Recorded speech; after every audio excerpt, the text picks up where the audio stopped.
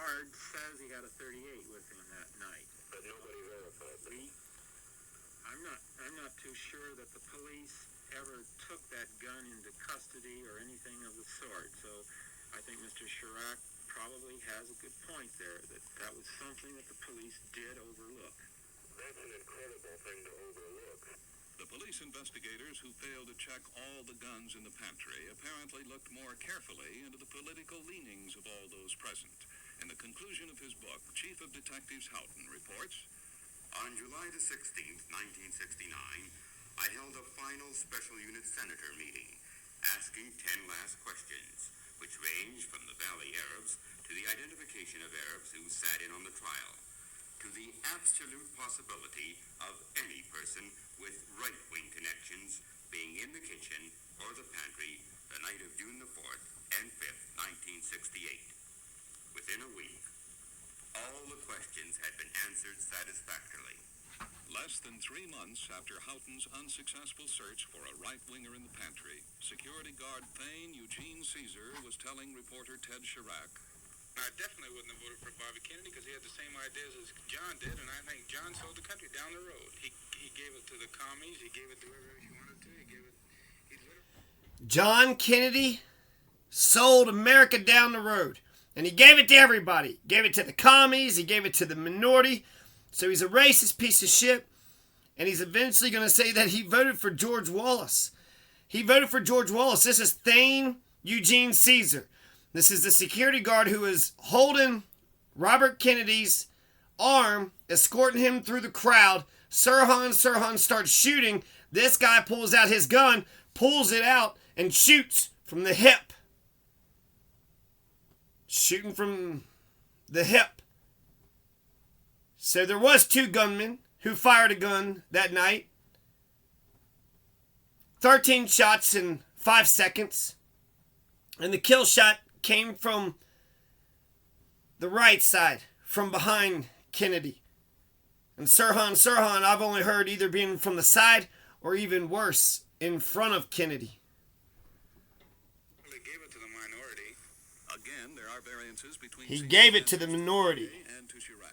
I'm not a Democrat. Yeah. So it had nothing to do with that. I was going down there just for the money. Now, who did you vote for in November? Wallace. Pardon me? George Wallace.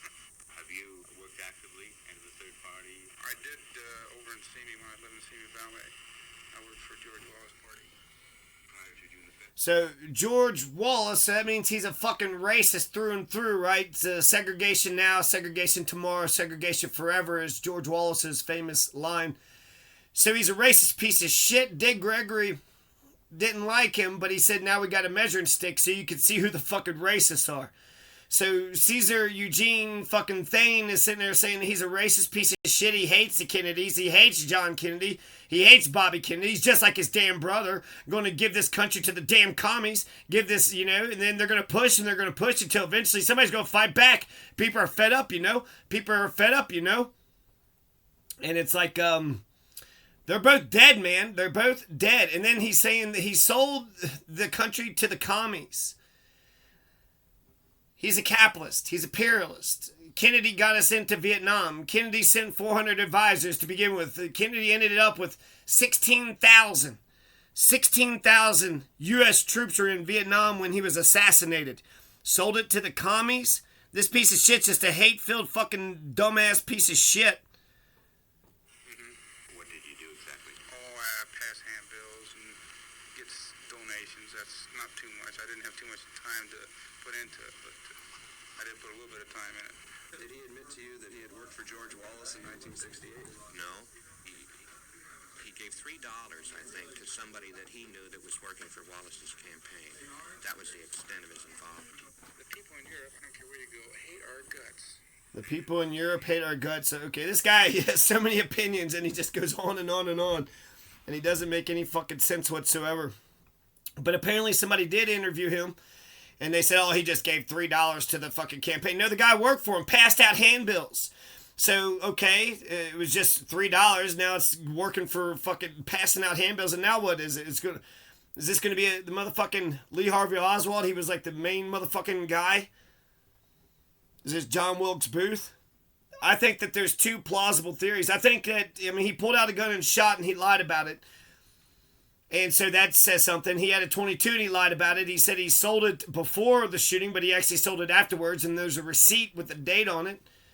He actually has a receipt with the date on it, and he sold it afterwards. So why? Because he could have been implicated. He also is going to say that you can shoot 2 guns at the same time, and there's like a double shot, so an audio recording wouldn't pick it up. He knew that. Cesar Thane knew that. And so this Thane Cesar, one of 2 things. Did he wake up that day wanting to shoot Bobby Kennedy? Maybe, I don't know. It wasn't planned, I guess is what I'm saying. Is maybe while he was there, he's a security guard. He's pissed off about the Kennedys, giving the country to the minority and giving the country to the damn commies and just giving it to everybody. Just giving the damn country to everybody. He's all pissed off. He sees Sirhan firing, pow, pow, pow, pow, pow. And he finally decides, I'm going to go ahead and shoot right now. Because if he's CIA, why is he talking to the journalist? If he's CIA, why is he talking to a reporter? And then why is he telling this reporter all of his views? Is it like he's going to fucking, change minds? If this motherfucker was, shot the guy because he hated the guy, you probably wouldn't want to tell the reporter about all that stuff. Right? They'd like to stick a knife in our back. I want to know why? Because they're tired of us giving them everything.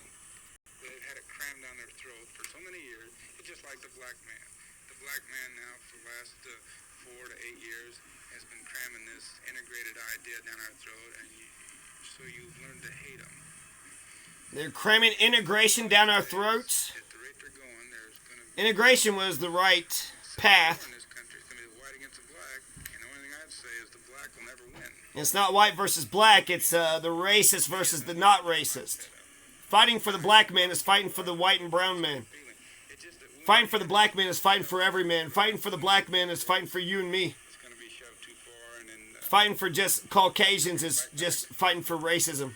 first of all, I think the white man's going to try and do it with his voting power. And if they can't do it by getting the right person to straighten the thing out, then he's going to take it in his own hands. I can't see any other way to go. Can't see any other way to go. Instances in which armed guard I don't see any other way that this thing can shake out. much less explained. At his request, Cesar was never asked to take the witness stand. I told him if it's all possible, just not be involved. I'd rather not just be involved. Yeah, exactly. He fell down, and then he said he And pulled. if a man like Houghton knew nothing about it, or did know, but attached no importance to it, then for all we know, there could have been any number of guns in the pantry. To this day, we would know nothing about it, and probably will never know.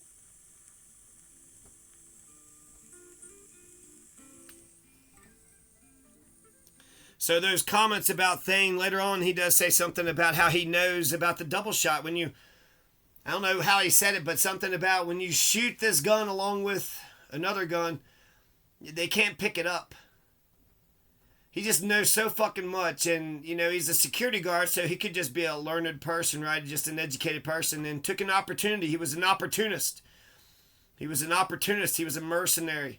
He was literally a mercenary. He was there for the money.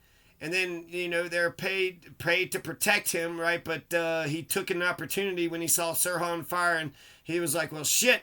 And, it could be friendly fire. Perhaps there's friendly fire. But he got shot in the back. And I heard Sirhan was from the front. So that means Cesar Thane would have shot Kennedy in the back of the neck, would have shot him in that armpit, and then would have shot him in the back of the head. And then Kennedy grabs onto Cesar Thane's his necktie. And you see that in the famous picture with the busboy. The necktie is right there. So, okay, Sirhan's coming at me, shooting at me. But I just felt the bullet hit me from behind. And so I grabbed onto the man who shot me. And I grabbed a hold of him and I held on to him because I know he's the one that did it. And then, eventually just yanked the tie. The last words of Robert Kennedy is, "Don't lift me up. Don't lift me up."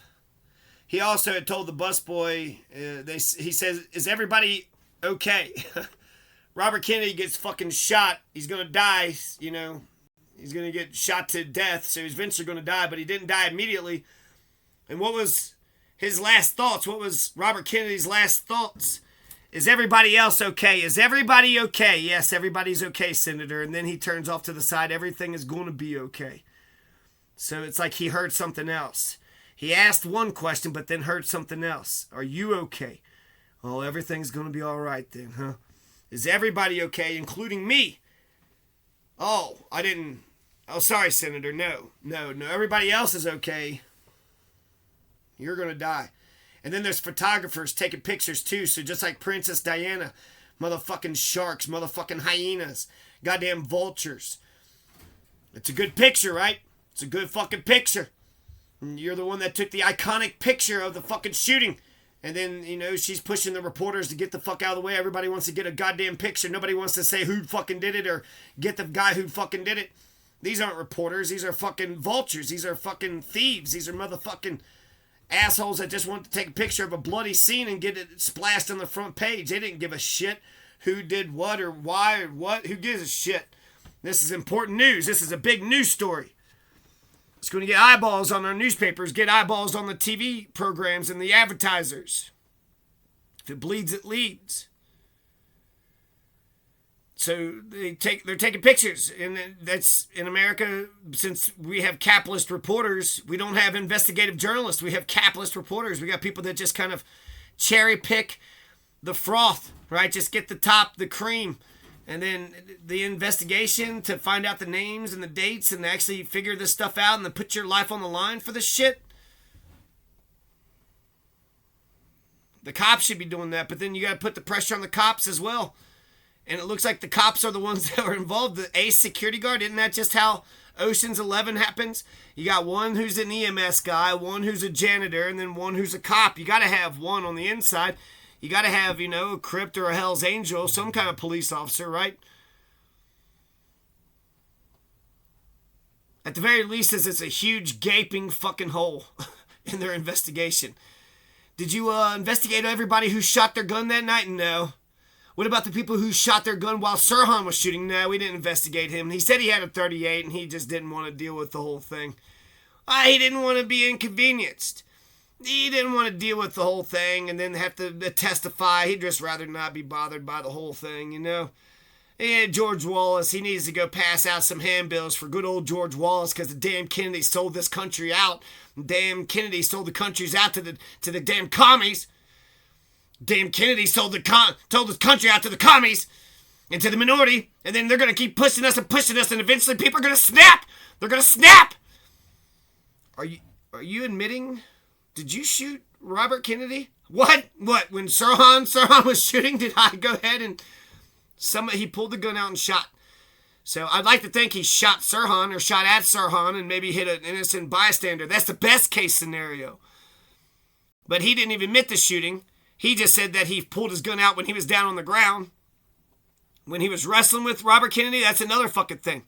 Robert Kennedy has a hold of him, has a hold of his tie. He already shot him once in the back, in the neck, and then once in the shoulder, and then finally got him once in the head.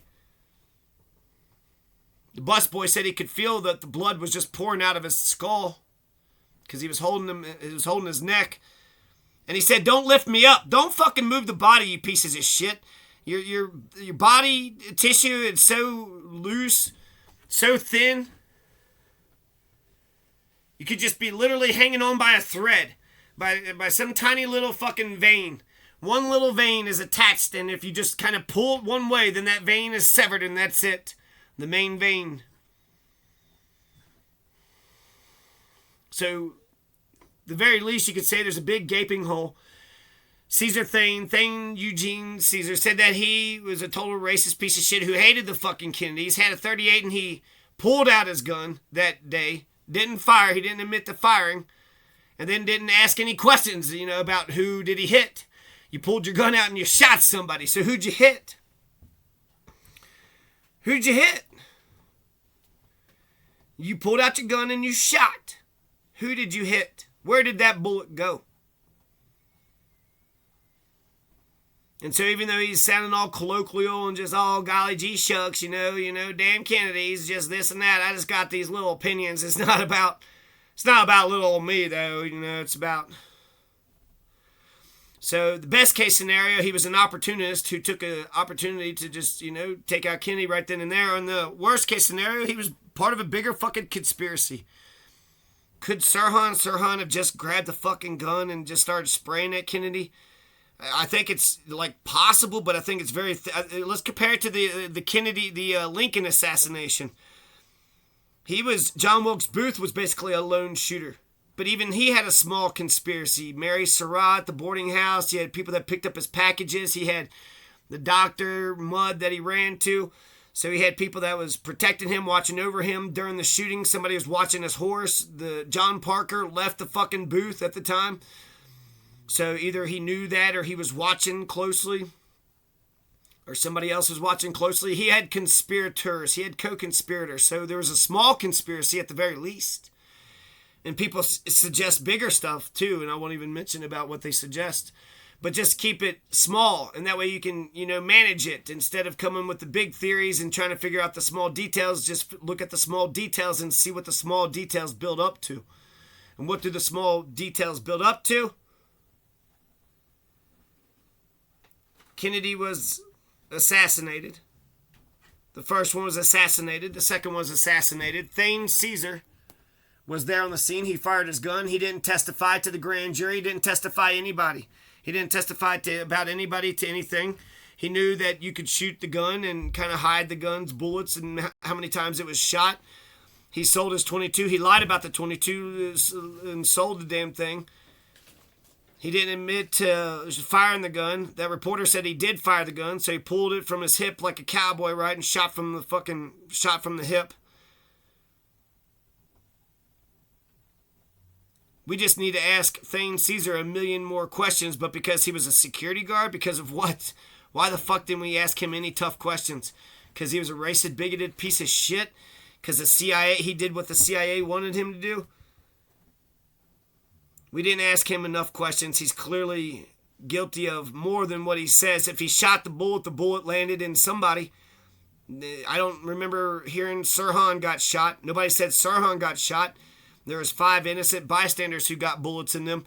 Did he shoot one of the 5? If he had a .38, then that means his bullet would have been different. The bullet that would have been lodged in the people would have been different.